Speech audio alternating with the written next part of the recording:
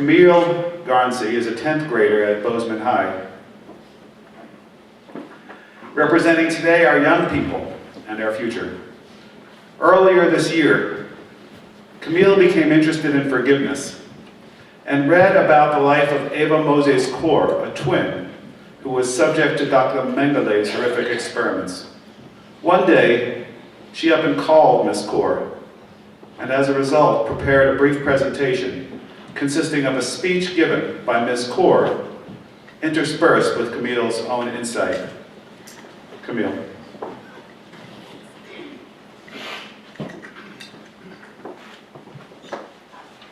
"57 years ago, my twin sister Miriam and I were used as human guinea pigs by Joseph Mengele in the Nazi concentration camp at Auschwitz. It was the dawn of an early spring day, 1944, that I arrived in Auschwitz in a cattle car with my mother, my father, my sisters Edith and Elise, and my twin, Miriam. We were 10 years old. As soon as we stepped down onto the cement platform, my mother grabbed us, as if somehow hoping to protect us. I immediately realized that my father and older sisters were gone. I never saw any of them again. Verbo. Proscinio, perdón, forgiveness. A word whose limited syllables cannot adequately describe its meaning, regardless of the language in which it's spoken. Forgiveness is one of the most difficult things that we, as human beings, are asked to do. It is challenging for even those of us who have only been trivially slighted. So no one would fault Eva Mozes Kor if she never expressed a hint of forgiveness after being carted off to the Nazi concentration camp at Auschwitz to be used as a test subject in Dr. Mengelé's experiments. But this is where Eva begins to defy the odds. I was humbled and honored when Eva called me after I contacted the Camille Holocaust Museum where she now works.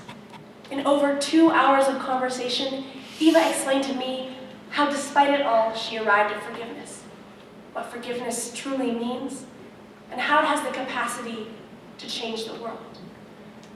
Eva attests that forgiveness is not about excusing the perpetrator.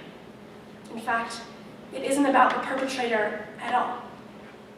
Eva says her forgiveness was the ultimate form of self-healing. It was defining the end of the story with the Nazis and Dr. Mengele, and it was seizing control of her own destiny. We cannot repair the past, nor can we forget, because we must remember so that it does not happen again. But we can repair the future. Forgiveness is the ultimate path to world peace because, as Eva puts it, when you forgive, you're at peace with yourself. And when you're at peace with yourself, you don't want to hurt or kill anyone. Good God, I would shout it from the top of every rooftop if I could. Because perhaps if Hitler had had it within himself to forgive, the world would have never known the Holocaust. Eva gave this speech to a symposium of physicians at the Kaiser Wilhelm Institute in Berlin in 2004. Addressing individuals in the very institute that held record of her torture was the ultimate testimony to the authenticity of Eva's forgiveness.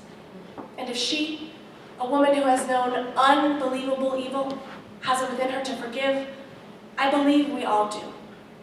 This is My Path to Forgiveness by Eva Mozes Kor. An SS officer stopped me because Miriam and I looked very much alike. "Are they twins?" he asked. "Yes, they are twins," my mother answered. Immediately, we were taken. Our screaming and bleeding fell on deaf ears. I turned to look as I watched my mother's arms outstretched in despair as she was pulled in the opposite direction. I never saw her again. We were taken to a barrack filled with girls, all ages 1 to 13, all twins. I learned I was only alive because Dr. Mengele wanted to use us in his experiment. From that moment on, I concentrated all my efforts, all of my talents, all of my being on survival. Some 1,500 sets of twins were used as human guinea pigs by Joseph Mengele. It is estimated that fewer than 200 survived. We were starved for food, starved for human kindness, and starved for the love of the mothers we once had. The whole time we're at Auschwitz, Miriam and I talked very little. It took every ounce of strength to survive one more day, to live through one more experiment. We did not talk or cry because we knew there was no help. All of this was done to us because we were born Jewish. I could not understand how this was a crime. The experiments lasted 6 to 8 hours. We were forced to sit naked in a room while every part of our body were poked and prodded and compared to charts and photographs. I felt like an animal in a cage. But on January 27th, 1945, 4 days before my 11th birthday, Auschwitz was liberated by the Soviets, and we were finally free. We had survived. We were alive, and we had triumphed over unbelievable evil. Those of you who are physicians and doctors are to be congratulated, for you have chosen a wonderful and difficult profession. Wonderful because you have the power to alleviate human suffering, and difficult because you are walking a very narrow line. I appeal to you to make the moral choice and to never violate anyone's human rights. And remember that if you are doing research solely for the sake of science and not for the benefit of mankind, then you're heading in the direction of the Nazi doctors. You see, we meet here as former adversaries, but it is my hope that we can part as friends. There is a lot of pain that we, the Jewish people, and you, the Germans, carry around. It doesn't do anyone any good to carry around the burdens of the past. We must learn to heal ourselves from the tragedies of the Holocaust. Now, I know many of my fellow survivors may not share, understand, or support my way of healing, but this is how I have healed myself. And I dare say, it might work for someone else. You see, I have forgiven the Nazis. I have forgiven everyone. In 1993, Miriam and I were co-consultants on a documentary on the Mengele twins. In the documentary, a Nazi doctor, Dr. Hans M. Munch, was interviewed. That August, I arrived at Dr. Munch's house. I was very nervous, but he treated me with the utmost respect. As we sat down to talk, I said, "Here am I, a survivor from Auschwitz, and here are you, a doctor from Auschwitz, and I like you."